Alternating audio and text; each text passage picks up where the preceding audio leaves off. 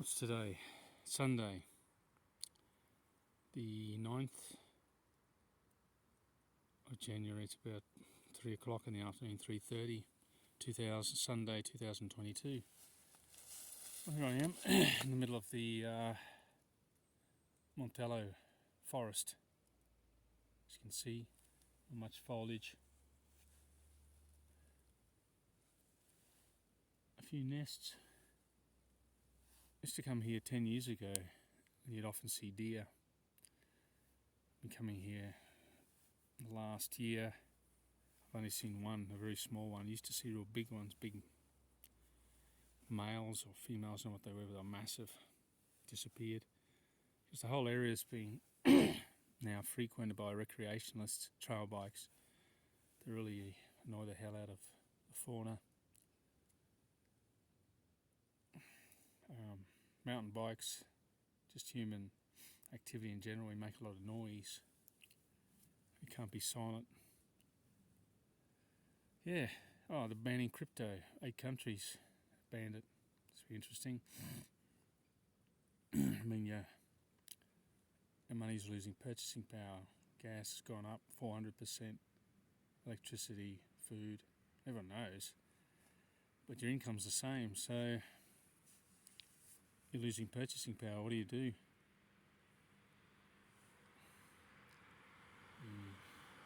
The ordinary person, what's he do? I mean, he's losing, say, 6% inflation a year, but I think it's double that.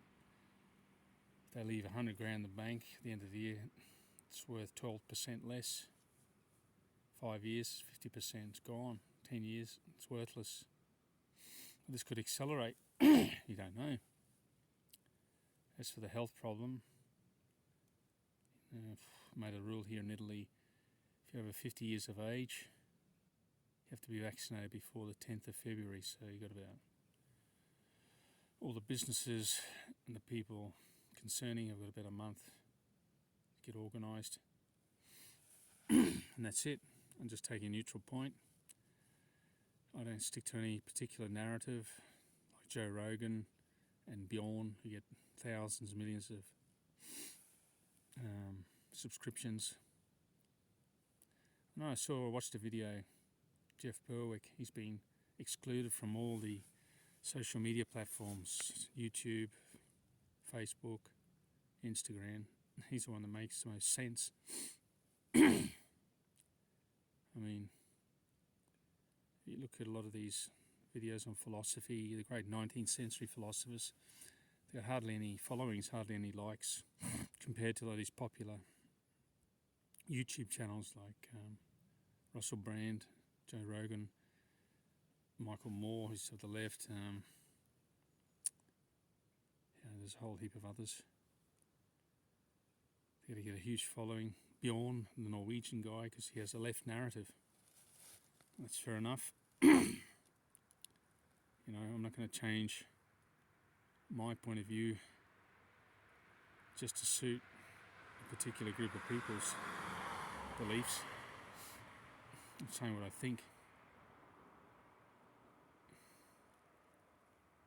I mean, it's good to have 500,000 subscriptions. You can make a living out of it. Anyway, this is where I live. I've just gone for a climb just beyond this hill here. It's pretty steep actually. It knocks the hell out of you. 10-degree gradient. I do that very regularly just to keep in shape. Get off computers. I mean, in the wintertime, everyone just sits at home and it's on Twitter, Facebook, Instagram, in front of a computer. Slaves like this. I just do brief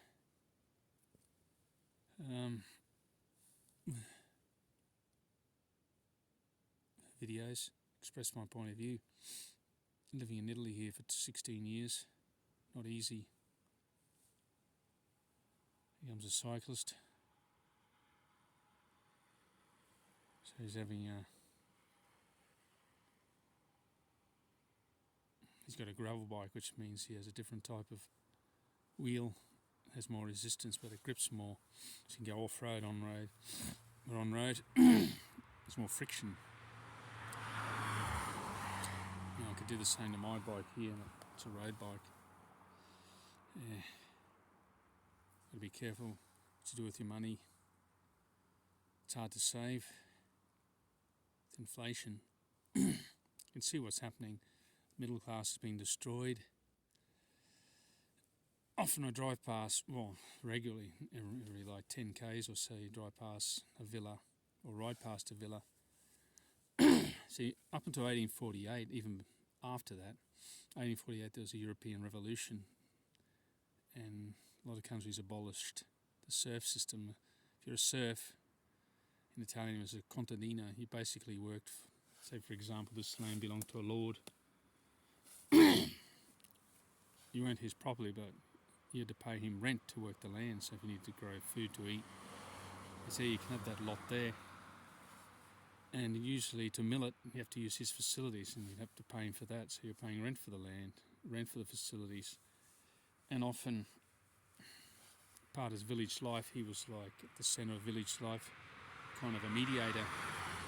If you wanted to marry a woman, you had to, this is in England, I don't know about Italy, but the setup was very similar. In the UK, you had to ask for his permission. So you weren't slaves, but it was a serf system. So you couldn't, like, if you lived here, you might have had a title like, I don't know, Lorenzo of the Villa Barboni. And like so I'm going to go another part, people would notice you straight away, working another piece of land.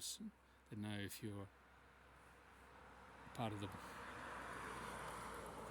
farm group. So you'd be kicked off, or you'd say, oh, you've got to pay your rent if you want to till the land. So people just stay where they were, lived in these small villages, spoke dialect. A lot of them third, fourth cousins intermarried because people just didn't move. You couldn't. You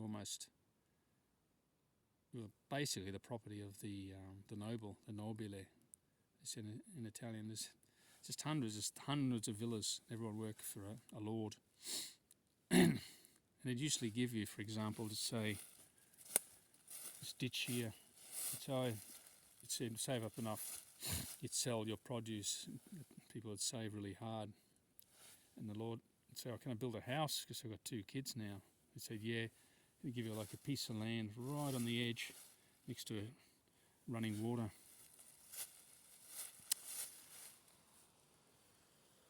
It'd be the crappiest piece of land. So you see, if you come to Italy, the houses are built not outwards, they're built upwards. It'll be like 3 metres wide. You could go to 3 or 4 metres high, so everyone would live upwards, not outwards. Couldn't like build in this direction, you had to go up. You notice that there was a lot of prejudice. You go to Treviso, there's the Jewish village, same thing. Small piece of surface area, so they build upwards, very tall, steep. If you go in the periphery of Treviso, same thing. You'll get this land here, so about this width, you go up about 5 or 6 metres. So, you know, they'd have about 4 or 5 kids. The Lord would love it because there's a free labour force, or cheap labour force. They give them the shittiest land next to a shitty runny stream. So nothing, going back to that, you can see it. I mean, if you have any like knowledge of history, or if you have an interest, you can see things just going cyclical, it's going over and over. You've got a middle class being decimated, who basically the brains of all the new ideas. I mean, Nikola Tesla, you know, he was poor. And he came from a humble background. I mean, a lot of inventions that you see in agriculture just came from ordinary people. You just got to look at the really wealthy. They're basically, not many are intelligent, but they're greedy. So they accumulate all this wealth, and they have like financial intelligence, but that's it. And if you listen to Klaus Schwab speak, he thinks he's pretty smart, and he probably has good financial and economic knowledge. If you ask him to run a small business, it'd probably fail. So running a small business, you really got to commit to yourself. You got to get up early, 5 o'clock in the morning. Control your costs, control staff. A lot of these, the well-to-do, the 1%, and they've born into a privileged background. You can see that for the royal family. It's never worked.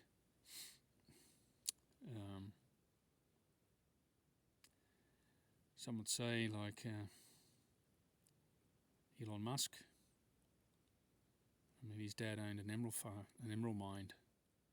Can't tell me he didn't get some money from that in Tanzania. So he was separated as he went to Canada, and he chose to live with his dad until he was a certain age, from 12 to 18, and he went to Canada.